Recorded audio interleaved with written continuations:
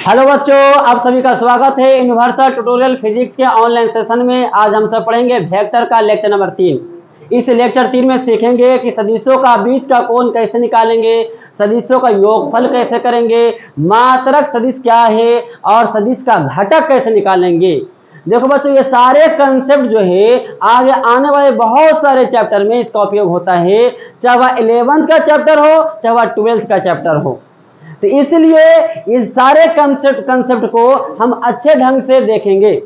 जैसे हम आपको बता दें कि आगे आने वाला जो चैप्टर है रेस्ट एंड मोशन, विराम और गति, उसमें पढ़ेंगे हम सब विस्थापन, वेग, त्वरण, ये सारे क्या है, सदिश है, जिसमें हम बात करेंगे सबका सदिशों का बीच का कोण बात करेंगे, योगफल की चर्चा करेंगे और घटक भी निकालेंगे। ठीक उसी तरह फोर्स भी पढ़ेंगे तो वहां भी सदिश राशि है, वहां भी सदिशों का बीच का कोण की चर्चा करेंगे, घटक निकालेंगे और योगफल भी करेंगे। उसी तरह बहुत सारे चैप्टर में हम सब क्या करेंगे, सदिशों का ये सारे कंसेप्ट का उपयोग करेंगे, जो आज लेक्चर 3 में होने जा रहा है। तो यह लेक्चर को आप अंत तक देखें क्योंकि बहुत ही इंपॉर्टेंट लेक्चर होने जा रहा है, और दूसरे को भी शेयर और लाइक करें जिससे दूसरे बच्चों को भी फायदा हो सके। तो स्टार्ट करते हैं हम सबसे पहले सदिशों का बीच का कोण। देखो बच्चों, सदिशों का जो बीच का कोण निकालने का तरीका है वो क्या करते हैं कि दोनों सदिशों के पूंछ को मिलाते हैं। अब कहें सर पूंछ क्या है, तो हम आपको बताए थे कि सदिश में दो चीज होता है, परिमाण और दिशा। परिमाण तो उसकी तीर की लंबाई बताता है और दिशा जो है उसकी दिशा पूंछ से सिर की ओर होता है। यानी किसी भी सदिश को इंडिकेट जो कैसे करते हैं वो तीर के द्वारा करते हैं। जैसे यहाँ पे एक सदिश दिखाएं, एक तीर खींचे, यहाँ पे सदिश क्या है, तीर है, इसमें इसको पूंछ कहेंगे, इसको सिर कहेंगे। यह भी एक सदिश है जिसका नाम तो वेक्टर बी है, इसका पूंछ ये है, इसका सिर ये है। अब हमें दोनों का बीच का कोण निकालने के लिए दोनों को पूंछ को मिलाएंगे और इसमें जो सबसे छोटा वाला कोण होगा वही दो सदिशों का बीच का कोण होगा। तो आइए इसको पूंछ को मिलाते हैं। तो यहाँ पे सदिश को उठाते हैं, यहाँ पे ले आते हैं। देखे तो हम सदिश को बदले नहीं है, क्योंकि सदिश तब बदलता है जब उसका परिमाण भी बदल जाए या दिशा बदल जाए। सदिश वही है क्योंकि डायरेक्शन वही है और इसकी जो लंबाई है वही इसकी लंबाई है। अब इसका पूंछ को पकड़ के इसके पूंछ पर लाते हैं, तो देखिए तो किस तरह से लाएंगे। इसका पूंछ को पकड़ के यहाँ पे ले आए। ये यहाँ पे देखें गौर से कि वेक्टर ए और वेक्टर बी का पूंछ मिल चुका है। इसमें दो कोण इंडिकेट हो रहा है, एक छोटा वाला कोण है, एक बड़ा वाला कोण है। तो इसमें जो कोण वाला होगा, छोटा वाला कोण ही दो सदिशों का बीच का कोण होगा, यानी वेक्टर ए और वेक्टर बी का बीच का कोण थीटा होगा। तो यहाँ पे देखिए क्या लिखा हुआ है कि दो सदिशों का बीच का कोण क्या है, तो दो सदिशों के पूंछों को मिलाते हैं, उसमें छोटे वाले कोण को दो सदिशों का बीच का कोण कहते हैं। एग्जाम्पल में दिया गया है वेक्टर ए और वेक्टर बी, इसका पूंछ मिलाया गया है तो इसका बीच का कोण कौन वाला बना, ये थीटा, जहाँ थीटा वेक्टर ए और वेक्टर बी का बीच का कोण है। तो आप वीडियो को रोककर या स्क्रीनशॉट भी ले सकते हैं। तो उम्मीद है कि आप इसको लिख लिए होंगे, क्योंकि आप लिखते हुए चलें साथ में, जिससे आपको और आसानी से समझ में आए। यहाँ पे आपको क्वेश्चन दिया गया है कि दो सदिश दिए गए सदिशों का बीच का कोण निकालें। 3 क्वेश्चन दिए हैं, पहला, दूसरा, तीसरा, तीनों में दो सदिश दिया गया है और तुमको ये करना है कि प्रत्येक क्वेश्चन में दिए गए सदिशों का बीच का कोण निकाल लें। तो आप वीडियो को रोककर पहले बना लें, उसके बाद वीडियो को स्टार्ट करके अब देखें कि इसका बनाया हुआ मेरा सही है कि गलत है। क्योंकि जब तक आप खुद से बनाने की कोशिश नहीं कीजिएगा आपको पता ही नहीं चलेगा कि तुम सीखा कि नहीं सीखा। तो देखो तो पहले बनाओ। तो उम्मीद है कि आप बना लिए होंगे और इसका आंसर सही भी आया होगा। चलिए हम भी बनाते हैं, आप मिलाइए इसे। पहला कि क्या करेंगे, हमें निकालना बीच का कोण, ये हम आंसर दे रहे हैं, याद रखिएगा। वेक्टर ए के क्या करेंगे, इस वेक्टर ए के लाएंगे यहाँ पे, जरूरी नहीं किसी को भी पहले लिख सकते हैं, और वेक्टर बी के पूंछ को इसके पूंछ से मिलाएंगे। तो चलिए मिलाते हैं इसका पूंछ को।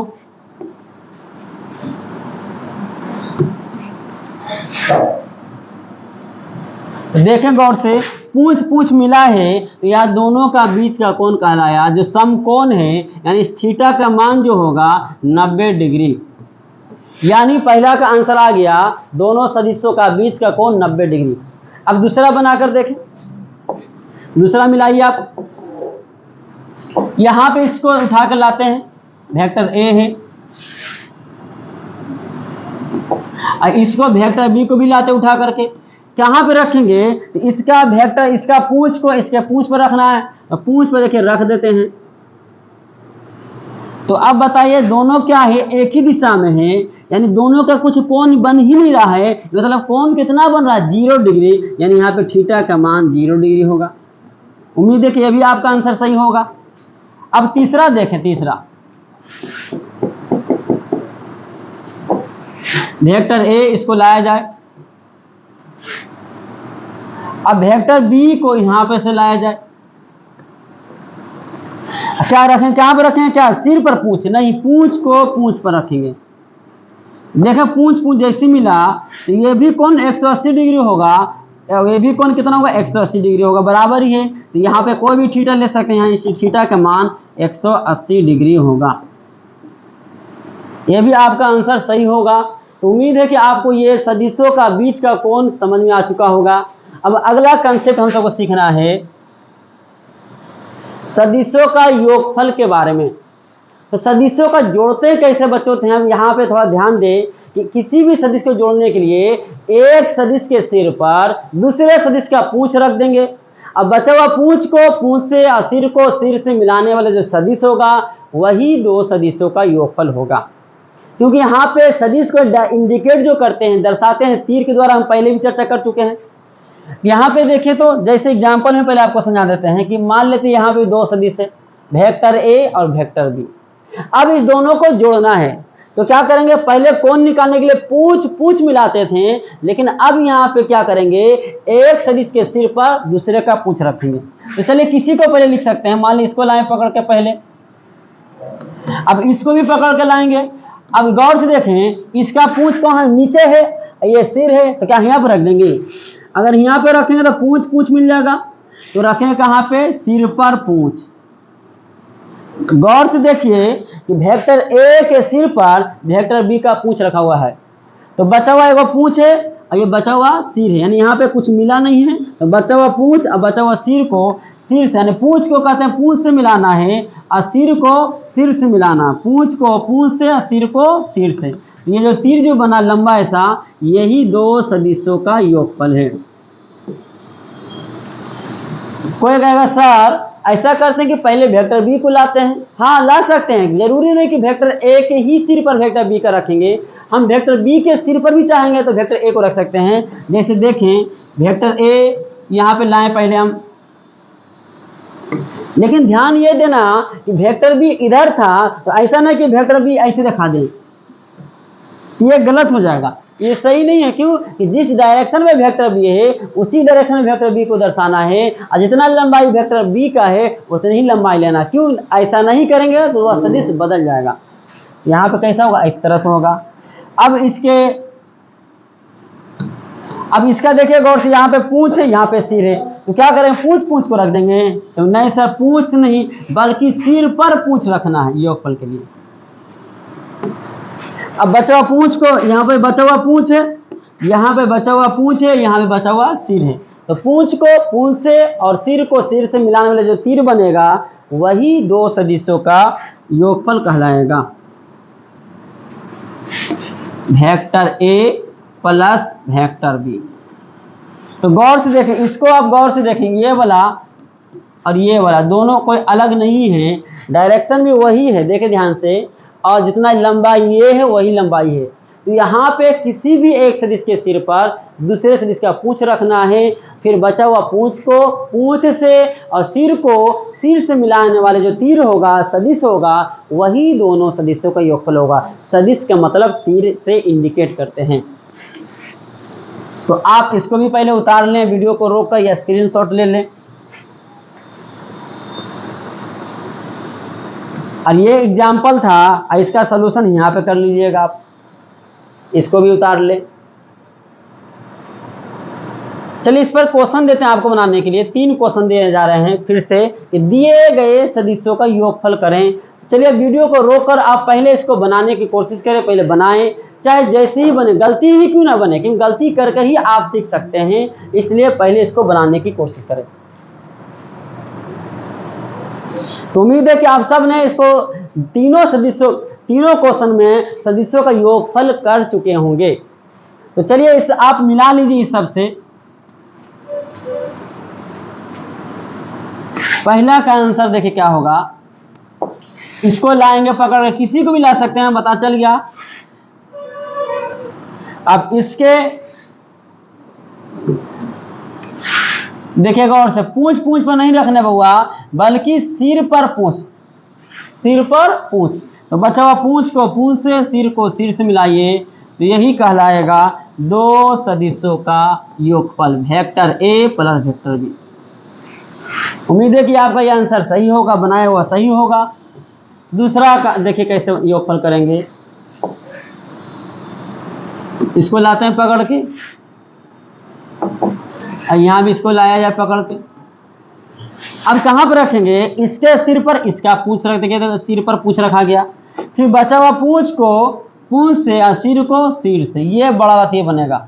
क्यों कि हमें बचा हुआ पूंछ ये है और बचा हुआ सिर ये है, तो पूंछ को पूंछ से मिलाना है और सिर को सिर से, तो एक तीर बनेगा, तो वही तीर दोनों सदिशों का योगफल कहलाएगा। देखिए ये आपका आ गया vector A plus vector B, जो कहां से कहां तक है, यहां से लेकर यहां तक है। चलिए तीसरा देख लेते हैं हम सब। पहला सदिश किसी को उठा के ला सकते हैं, पहले इसको लाएं। अब इसके कहां पर, इसके गौर से देखिएगा, यहां पर इसके सिर पर किसका पूंछ रखना है, वेक्टर बी का पूंछ रखेंगे। तो चलिए रख देते हैं।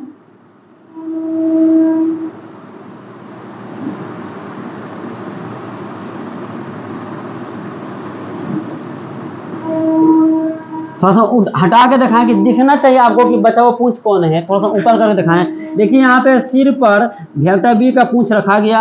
अब यहाँ पे बचा हुआ पूंछ कौन है, तो बचा हुआ पूंछ आपको तुम सबको दिख रहा होगा कि सर ये बचा हुआ पूंछ है। अब बचा हुआ सिर कौन है, यहाँ पे, क्योंकि यहाँ पे देखोगे और से सिर पर पूंछ रखा चुका है, तो बचा हुआ पूंछ को पूंछ से और सिर को सिर से। ये जो छोटा वाला सदिश बना, यही बना vector A plus vector B. ये था सदिशों का योगफल, जो अच्छे ढंग से आप सबको समझ आया होगा। अब आगे हम सब पढ़ेंगे। लेकिन कहें सर सदिशों का योगफल तो समझा चुके हैं, लेकिन सदिशों का अंतर कैसे निकालेंगे, तो आइए सीख लेते हैं उसको भी। जैसे मान लेते हैं कि वेक्टर ए एक ये है, ये एक सदिश है वेक्टर ए, और एक सदिश है क्या है, वेक्टर बी।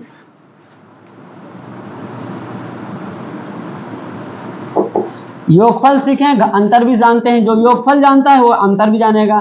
ये है, मान लेते हैं इसका नाम वेक्टर बी रख दिया जाए।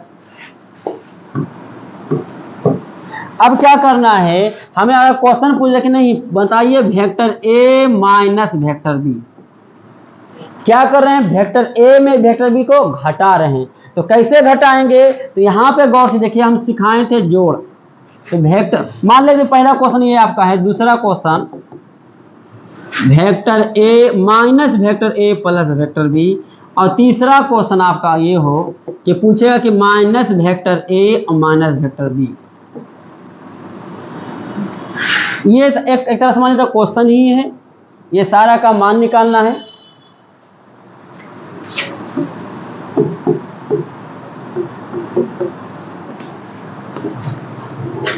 ये मतलब फिर से हम बैक आए हैं कि अगर किसी बच्चे का अगर नहीं उतरा हुआ है तो आप वीडियो को रोककर उतार ले।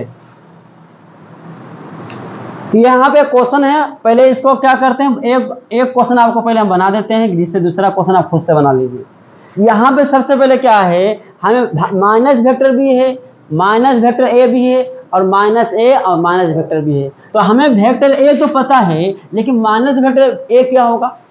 तो आप समझिए कि अगर माइनस लग गया है, इसका मतलब डायरेक्शन उलट गया है, यानी इसकी दिशा किधर होगा, इसकी दिशा इधर होगा।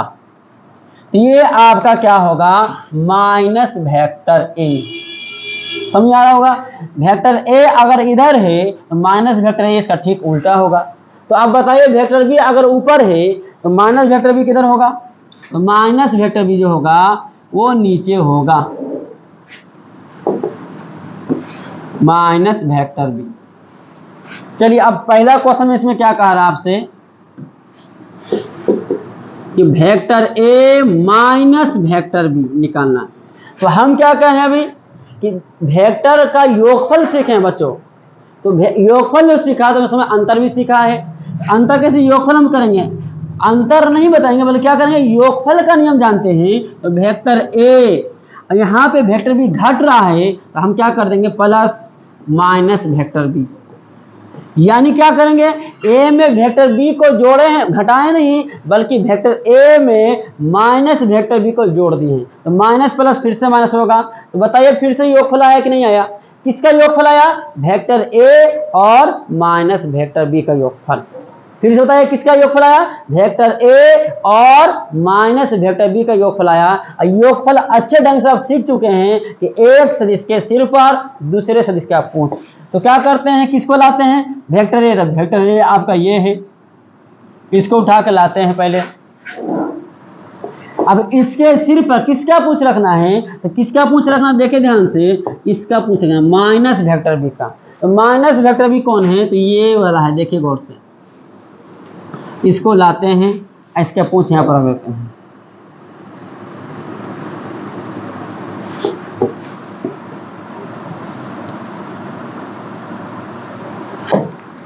क्या ये सही है? तो सर गलत है। क्यों गलत है? क्योंकि यहाँ पे सिर पर पूंछ रखना था और रख दिए कहाँ पे, पूंछ पर पूंछ। इसका मतलब ये सही नहीं है। तो कहाँ पर रखाएगा, देखो तो गौर से। इसको उठाएंगे फिर से और इसको लाएंगे, कहाँ पर रखेंगे? ये आपका सही है, सिर पर पूंछ। तो बचा पूंछ को पूंछ से और सिर को सिर से मिलाएंगे। ये आपका जो बनेगा सदिशों का योगफल vector A plus minus vector B, जिसको हम कह सकते हैं क्या, vector A minus vector B. तो आप सीख चुके होंगे कि सर घटाना कैसे, घटाओ नहीं बल्कि एक तरह से योगफल है। तो चलिए अगला क्वेश्चन खुद से बनाने की कोशिश कीजिए, दूसरा और तीसरा। उम्मीद है कि आप सब दूसरा और तीसरा बना चुके होंगे। देखिए दूसरा तीसरा कैसे बनाएंगे। ये था आपका पहला नंबर। दूसरा का यहां पर कर लेते हैं। दूसरा में क्या, माइनस वेक्टर ए, दूसरा यहां पर लिख देते हैं minus vector A plus vector B. यानी जोड़ेंगे, घटाओ नहीं बल्कि जोड़ेंगे। किसको जोड़ेंगे? माइनस वेक्टर ए के साथ वेक्टर बी को जोड़ेंगे। तो बचा ये वेक्टर माइनस वेक्टर ए का ये वाला है आपका, इसको उठा के लाते हैं यहाँ पे। इसी का सिर पर किसका पूंछ रखेंगे? वेक्टर बी का।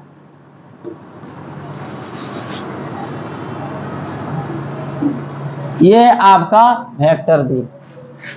तो बचा हुआ पूंछ को पूंछ से और सिर को सिर से मिलाएंगे। तो ये बन जाएगा आपका minus vector A plus vector B. उम्मीद है कि आप इसको बना चुके होंगे। ये था दूसरा का आंसर। याद रखिए ये क्वेश्चन है, अब घबराइएगा मत, इसको पहले से अंडरलाइन कर देते हैं कि आपको दिक्कत ना हो। ये आपका क्वेश्चन पहला दूसरा। तीसरा देखें यहाँ पे क्या है, माइनस वेक्टर ए और माइनस वेक्टर बी। तो क्या करेंगे, minus vector A minus vector B, मतलब माइनस वेक्टर ए में जोड़ देंगे किसको, माइनस वेक्टर बी को। यानी एक तरह से योगफल है। तो माइनस वेक्टर ए कौन है, ये वाला है। इसको पकड़ के लाते हैं और इसी के सिर पर किसका पूंछ रखेंगे, इसका पूंछ रखते हैं माइनस वेक्टर बी। देखिए गौर से, सिर पर पूंछ रखा गया।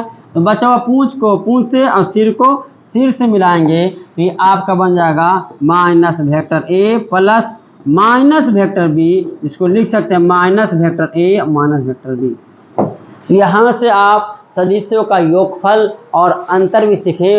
अंतर कुछ नहीं था बल्कि बच्चों ये योगफल ही था। अब अगला कंसेप्ट की बात करते हैं। तो आप इसको पहले उतारना है तो उतार सकते हैं वीडियो को रोककर।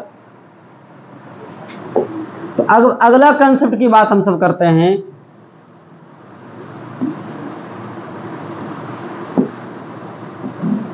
बात करेंगे हम सब मात्रक सदिश। किसकी बात करते हैं? मात्रक सदिश।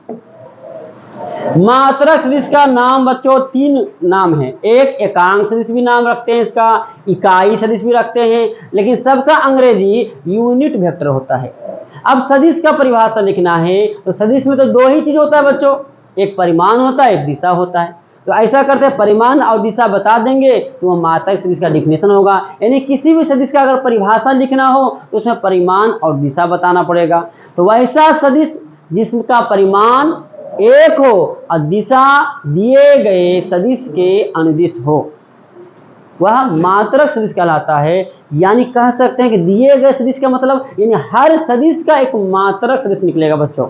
जैसे यहाँ पे लिखा हुआ है, वैसा सदिश जिसका परिमाण एक एवं दिशा दिए गए सदिश के अनुदिश मतलब एलॉन्ग, उसी की दिशा में एलॉन्ग होती है, मात्रक सदिश कहलाता है। जैसे यह वेक्टर ए है तो इस वेक्टर ए का एक मात्रक सदिश होगा, एकांक सदिश होगा या इकाई सदिश होगा। जैसे हर व्यक्ति का बच्चों एक शेडो होता है, छाया होता है, ठीक उसी तरह हर सदिश का एक मात्रक सदिश होता है जिसका परिमाण तो एक होगा लेकिन इसकी दिशा दिए गए सदिश के अनुदिश होगा।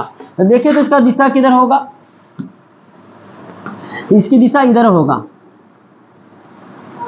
ये आपका क्या है? मात्रक सदिश, जिसका संकेत में क्या लेंगे? A cap. इसका संकेत किससे करते हैं? अगर इसका संकेत दर्शाना हो तो इसे एक्स कैप से सूचित किया जाता है। स्पेशल है, सूचित किया जाता है। स्पेशल इसलिए कर रहे हैं किसका स्पेशल, किसका परिमाण फिक्स है। देखिए तो गौर से, इसका परिमाण तो हम लिखेंगे, इसका परिमाण जो होगा वेक्टर ए का मॉड। परिमाण कैसे निकालते हैं बच्चों? अब सबको पता है कि मॉड लगाते हैं तो इसका परिमाण 1 होगा। लेकिन दिशा क्या है? जो दिया गया सदिश है उसी की दिशा में है, एलॉन्ग है। तो पहले इसको आप उतार लें। चलिए आगे इसका थोड़ा सा और समझाते एग्जाम्पल से आपको। कि मान लेते कोई सदिश इधर है, इसका सदिश मान लेते नाम क्या? Vector B. जरूरी नहीं कि इधर ही हो, लिए नीचे हो सकता है भी।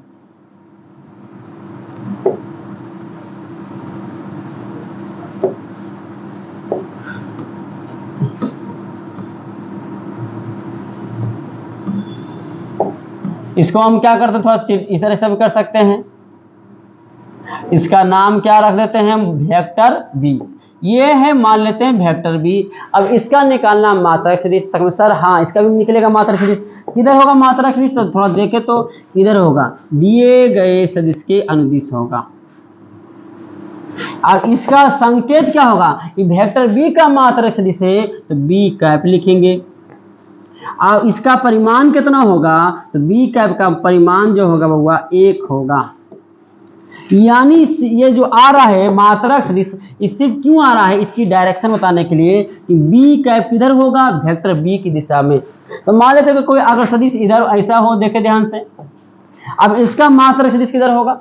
इसका नाम मान लेते लगते हैं सी। इसका वेक्टर सी का जो मात्रक सदिश होगा वो किधर होगा? इधर ही होगा। ये आपका क्या है? मात्रक सदिश, जिसका संकेत क्या है? किसका मात्रक सदिश? वेक्टर सी का। तो कैसे लिखेंगे? C cap. यानी वेक्टर बी का मात्रक सदिश बी कैप, वेक्टर ए का मात्रक सदिश ए कैप, तो वेक्टर सी का मात्रक सदिश सी कैप, वेक्टर एफ का मात्रक सदिश एफ कैप। कैप लगा देंगे। इसका परिमाण फिर बताइए कितना होगा? इसका परिमाण 1 होगा। और इसकी दिशा क्या होगा? दिए गए जो सदिश है उसी के अनुदिश होगा। लेकिन असल इसका फॉर्मूला समझते हैं कि इसका फॉर्मूला क्या होगा। देखें तो जैसे यहां पे मान लेते हैं कि वेक्टर बी बराबर, हम सब जानते हैं कि कोई भी सदिश हो तो उसमें 2 चीज होता है, परिमाण और दिशा। तो परिमाण इसका कैसे निकालेंगे?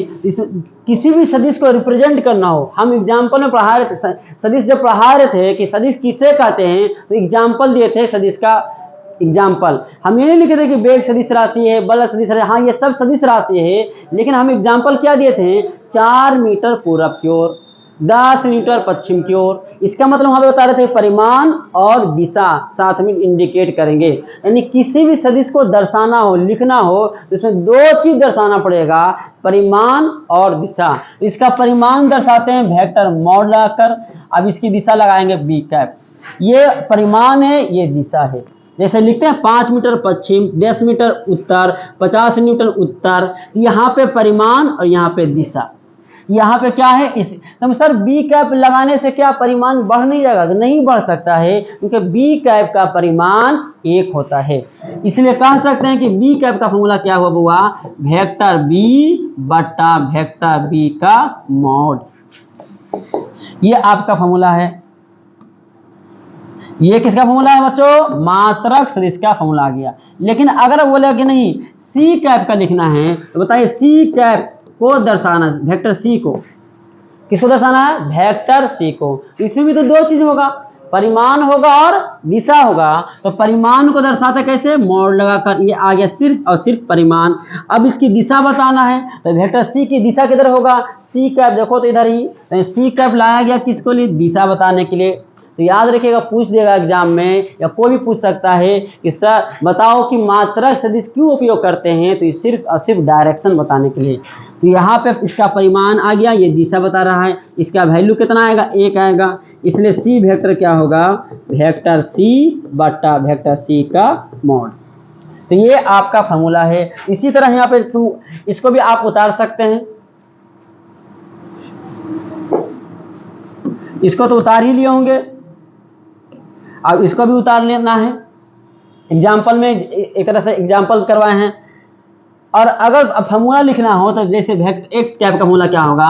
वेक्टर एक्स बट्टा वेक्टर एक्स का मॉड। जस्ट बताए हैं। ये है आपका मात्रक सदिश का फॉर्मूला, जो याद रखना है।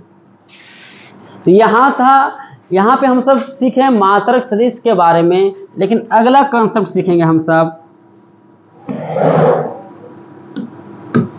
लंबवत एकांक सदिश या समकोणीय एकांक सदिश क्या है? लंबवत परपेंडिकुलर यूनिट वेक्टर, या यहाँ पे क्या है? या समकोणीय को बोलते हैं रेक्टेंगुलर यूनिट वेक्टर। तो समकोणीय या लंबवत एकांक सदिश क्या है? तो आई कैप, जे कैप और के कैप को समकोणीय एकांक सदिश कहते हैं। इसका परिमाण तो 1 होगा, इसकी दिशा जो होगा एक्स अक्ष, वाई अक्ष और जेड अक्ष की ओर। देखिए तो यहाँ पे आई कैप, जे कैप, के कैप बहुत ज्यादा इंपॉर्टेंट है, बार बार आता है इसका उपयोग, चाहे 11th हो चाहे 12th हो। आई कैप, जे कैप, के कैप का नाम क्या रखा गया है? समकोणीय एकांक सदिश। क्यों रखा गया हम बताएंगे तुरंत अभी।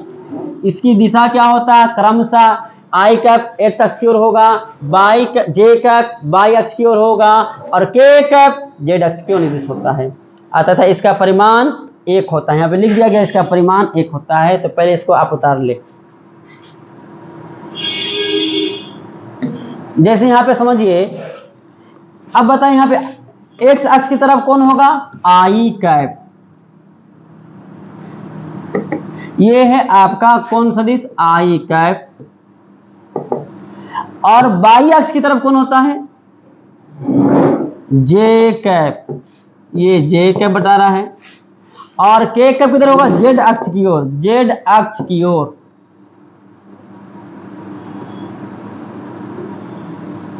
ये आपका डायरेक्शन बता रहा है के कैप, दिख रहा होगा। अब गौर से देखिए, तो तुमसे कोई सवाल करके बताइए इस दोनों का बीच का कोण कितना है? यहाँ पे तो sir I cap J cap का बीच का कोण 90 डिग्री, क्योंकि एक्स अक्ष वाई अक्ष का बीच का कोण। लेकिन बताइए तो इस दोनों का बीच का कोण कितना होगा? तो फिर से कोई बच्चा कह रहा होगा सर 45 डिग्री। नहीं, 45 नहीं होगा बल्कि 90 होगा, क्योंकि जेड अक्ष इधर नहीं है बल्कि तल के लंबवत बाहर है। यहाँ पे भी कितना एंगल होगा? 90 डिग्री। हम शुरू में वेक्टर का लेक्चर 1 में हम समझा चुके हैं कि देखने में लग रहा है इधर है, लेकिन ये क्या है? तल के लंबवत बाहर की ओर। इस तरह से है। यानी तीनों एक्सिस जो होता है, एक्स अक्ष, बाई एक्स और जेड एक्स परस्पर कितना डिग्री कोण पर होता है? 90 डिग्री। ये 45 नहीं 90 की भी इधर नहीं है, बल्कि देखिए पेन रख दिए हैं। अब गौर से देखिएगा तो ये पेन जो है जेड अक्ष की ओर है, तो पेन और एक्स अक्ष के बीच का कोण 90 डिग्री, पेन और वाई अक्ष के बीच का कोण 90 डिग्री। तो गौर से देखिए आई कैप, जे कैप, के कैप तीनों परस्पर लंबवत है, इसलिए इसका नाम रखा गया लंबवत। और एकांक इसलिए कहा गया कि इसका परिमाण एक है। आई कैप का मॉड का मान, परिमाण मॉड लगाते हैं, जे कैप का मॉड का मान और के कैप का मॉड का मान भी कितना होगा? 1 होगा। ये आपका परिमाण है। लेकिन कहें सर आई कैप अगर एक्स अक्ष की ओर, तो एक्स अक्ष की ओर क्या होगा? देखिए गौर से, ये होगा, बता दिए अब दिशा उलट गया है तो माइनस आई हो जाएगा। और जे कैप बाई अक्ष की ओर जे कैप है तो बाई डैश अक्ष की ओर क्या होगा? तो माइनस जे कैप होगा। अगर जेड अक्ष की ओर के कैप है तो इधर क्या होगा? इधर आपका क्या होगा? माइनस के कैप। लेकिन इसका भी मॉड निकालेंगे, आई कैप नहीं माइनस आई कैप का मॉड बराबर माइनस जे कैप का मॉड बराबर माइनस के कैप का मॉड का भी मान भी 1 होगा, क्योंकि मॉड से मान जो निकलता है वो धनात्मक निकलता है, जो पहले से आप जानते हैं। जैसे -2 का मॉड 2 होता है, इसको आप उतार लें। तो यहां पे उतार लिए होंगे। अब यहां पे देखें, अगर यहां पे एक्स अक्ष, वाई अक्ष, जेड अक्ष की चर्चा ना करके उत्तर, दक्षिण, पूरब, पश्चिम, ऊपर नीचे बात करेगा, तब भी याद रखना है कि आई कैप हमेशा किधर होगा? पूरब की ओर। माइनस आई किधर होगा? पश्चिम की ओर। जे कैप किधर होगा? उत्तर की ओर। और जेड अक्ष दक्षिण की ओर क्या होगा? माइनस जे कैप। ऊपर में कौन होगा? याद रखिएगा के कैप। और नीचे में कौन होगा? माइनस के कैप। ये था आपकी डायरेक्शन। इसको भी उतारना है, इसको भी उतार लीजिए। उतार लिए। अब थोड़ा सा एग्जांपल से समझते हैं कि इसका उपयोग क्या है, कितना इंपॉर्टेंट है, आप समझ जाइएगा यहाँ से। जैसे मान ले कोई कहा कि वेक्टर ए जो है चला कितना मीटर? 4 मीटर, और किधर चला हुआ? पूरब की ओर चला।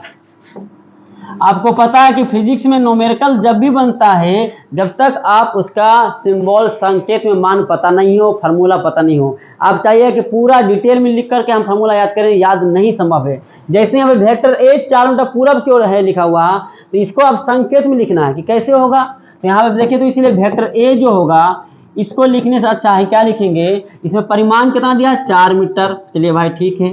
और दिशा किधर का रहा? पूरब की ओर। तो पूरब की दिशा बताने के लिए कौन लाया गया? आई कैप। तो यहाँ पे आई कैप। तो समझ में आ रहा होगा कि परिमाण 4 मीटर और दिशा पूरब के लिए आई कैप। दूसरा एग्जाम्पल में अगर कहा है आपको कि कोई सदिश वेक्टर बी 3 मीटर लिख दे, और लिख दे किधर की ओर? दक्षिण की ओर। किधर की ओर है? दक्षिण की ओर। अभी हम बता रहे थे कि इसमें परिमाण है और दिशा भी है, इसलिए वेक्टर बी बराबर क्या होगा? परिमाण तो 3 मीटर होगा, और दक्षिण के लिए कौन डायरेक्शन उपयोग करेंगे? माइनस जे कैप। तो पता चल गया होगा कि माइनस जे कैप, माइनस आई कैप, प्लस आई कैप, के कैप, इस क्यों आया गया है? डायरेक्शन बताने के लिए। तो सिर्फ आप एक एग्जाम्पल से हमको बताइए, तीसरा एग्जाम्पल में, कि अगर कोई सदिश दिया हुआ वेक्टर सी, या वेक्टर क्या हम दर्शाते हैं क्या? वेक्टर एफ बल 5 न्यूटन लिख देते हैं क्या? जे कैप। तो क्या समझिएगा आप? तो सर 5 न्यूटन तो परिमाण है, और जे बताता है उत्तर की ओर। किधर की ओर है? उत्तर की ओर। अगर के रहता तो ऊपर की ओर होता, माइनस के होता तो नीचे की ओर होता। तो पता चल गया हो कि आई कैप, जे कैप और के कैप, चाहे माइनस आई कैप, माइनस जे कैप, माइनस के कैप, इसका उपयोग क्या होता है बच्चों? सिर्फ और सिर्फ डायरेक्शन बताने के लिए आता है। तो ये था आपका लंबवत एकांक सदिश, जो आप अच्छे ढंग से समझ में आ चुका होगा। आप इसको उतार लीजिए। अब अगला हम बात करेंगे, जो सबसे आखिरी कंसेप्ट होगा वो है आपका घटक। घटक मतलब होता बच्चों हिस्सा, भाग, कितना हिस्सा पड़ा। जैसे मान लेते हैं कोई घटक कंपोनेंट, यदि कोई सदिश वेक्टर ए किसी दिशा, मान लेते वेक्टर बी के साथ कितना कोण आता है? थीटा कोण बनाता है, तो वेक्टर ए का हिस्सा, घटक किधर की ओर, वेक्टर बी की दिशा में कितना होगा, a cos थीटा होगा। तो देखिए तो इसका घटक किधर होगा, हम क्या कर रहे हैं कि किसका हिस्सा, वेक्टर a का हिस्सा किधर की ओर, वेक्टर b की ओर। ये ऐसे घटक निकालते हैं, ध्यान दीजिएगा। तो कितना आएगा यहां से, a cos थीटा। कोई कहेगा सर हमको समझाइए कैसे सिद्ध कीजिए, तो हम थोड़ा सा तुरंत समझा देते हैं आपको ये कैसे आएगा। यहां से क्या करेंगे, लम डाल देंगे।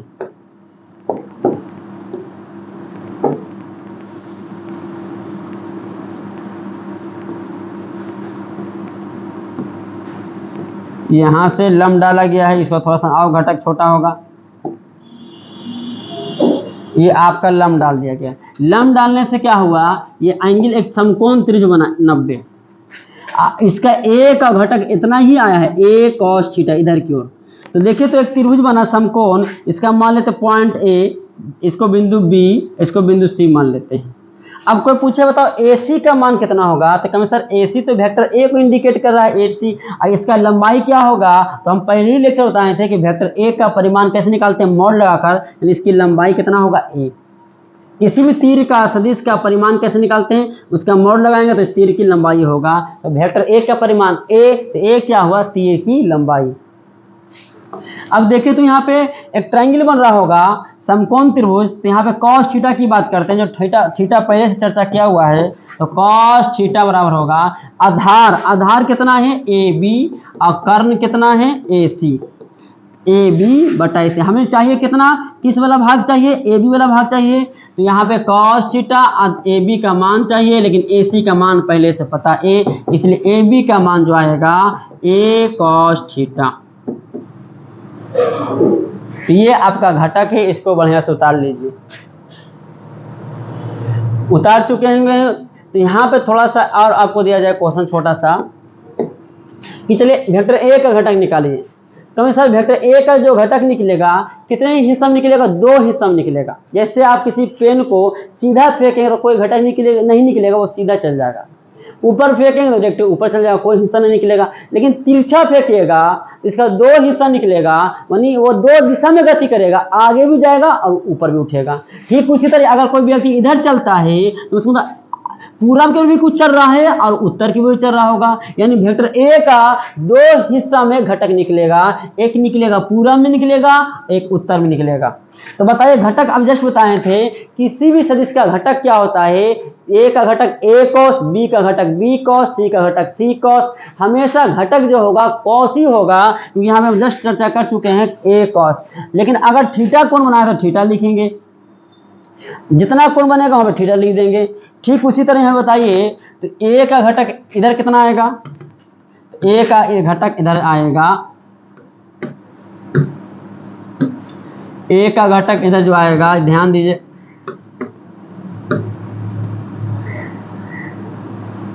ये आपका घटक कितना आएगा, A cos थीटा। और एक हिस्सा और ऊपर आएगा, किधर आएगा, ऊपर। तो ऊपर कितना होगा देखे तो फिर से घटक में आएगा A cos ही आएगा। लेकिन यहाँ पे थीटा नहीं कौन बना रहा, देखिए ध्यान से, वेक्टर A जो है पूरब के साथ तो थीटा कौन बना रहा है, लेकिन वेक्टर A उत्तर के साथ कोण कितना बना रहा है बताइए। तो ये वाला कोण, यहाँ वाला कोण जो हो रहा है 90 डिग्री माइनस थीटा, यानी कोण कितना रखेंगे यहाँ पे, 90 डिग्री माइनस थीटा। तो क्या बन जाएगा, A sin थीटा। यानी वेक्टर A का कितना हिस्सा आया, 2 हिस्सा, एक का आया A cos थीटा और एक आया A sin थीटा। घटक क्यों निकालते हैं कि जब कोई सदिश निश्चित दिशा में नहीं होता है तो उसे निश्चित दिशा में लाने के लिए घटक का उपयोग करते हैं। इसको भी आप पहले उतार लीजिए, फिर आगे एक छोटा सा क्वेश्चन देके इस लेक्चर को खत्म करेंगे। और आप इसको बढ़िया से थोड़ा सा आप गौर से देखिए वीडियो को और समझने की कोशिश कीजिए। कोशिश कर रहे हैं कि आपको समझा दें, है ना, तो बेहतर से बेहतर तरीका से हम आपको समझा रहे हैं। आप थोड़ा सा संघर्ष के साथ पढ़िए, आपको 100% समझ आएगा। इसको उतार लिए होंगे। अब इसका देखें तो छोटा सा क्वेश्चन ये बनाने के लिए निकाली तो घटक, इसका भी घटक निकलेगा, A का घटक और B का घटक। तो A का घटक किधर किधर निकलेगा पहले ये डिसाइड कीजिए। तो सर वेक्टर A का जो घटक निकलेगा, एक निकलेगा पूरब में निकलेगा, एक निकलेगा उत्तर में निकलेगा। B का घटक तो सर दक्षिण में निकलेगा और पश्चिम निकलेगा, क्योंकि इधर जा रहा है तो कुछ हिस्सा दक्षिण में जाएगा, कुछ हिस्सा पश्चिम में जाएगा। तो इसका जो घटक होगा इधर की ओर कितना होगा, तो a cos θ1, इसके ठीक ऊपर कितना होगा, a cos होगा। कमी सर a cos तो होगा लेकिन 90 माइनस थीटा होगा, तो sin θ1 हो जाएगा। बहुत अच्छा। ठीक उसी तरह b का घटक बताइए इधर कितना होगा। b का जो घटक इधर होगा, एक घटक इधर आएगा, नीचे आएगा, कितना आएगा नीचे। बताइए तो वेक्टर b जो है दक्षिण के साथ कितना कौन आ रहा है, θ2, तो यहाँ पे लिखेंगे b cos, ये फॉर्मूला है b cos, a का घटक a cos, c का घटक c cos, b cos कितना एंगल बन रहा है दक्षिण से θ2। लेकिन इसी का घटक निकालेंगे किधर, पश्चिम में, तो क्या आएगा देखें ध्यान से। लेकिन यहाँ पे जो एंगल है, यहाँ पे जो एंगल वो θ2 नहीं है बल्कि 90 डिग्री माइनस θ2 होगा। तो घटक तो क्या होगा, यही होगा b cos ही होगा, लेकिन 90 माइनस θ क्या बन जाएगा, sin θ। cos 90 डिग्री माइनस θ बराबर sin θ, ये फॉर्मूला होता है जो आप पहले से जानते हैं। तो ये था लेक्चर 3 वेक्टर का। उम्मीद है कि आपको अच्छे ढंग से समझ आया होगा। अगर कोई भी फिर भी दिक्कत है तो आप कमेंट के जरिए से या ऑफलाइन के जरिए से आप हमें ज़रूर बताएं। तो फिर मिलते हैं हम सब नेक्स्ट वीडियो में इसी एनर्जी के साथ। तब तक के लिए धन्यवाद।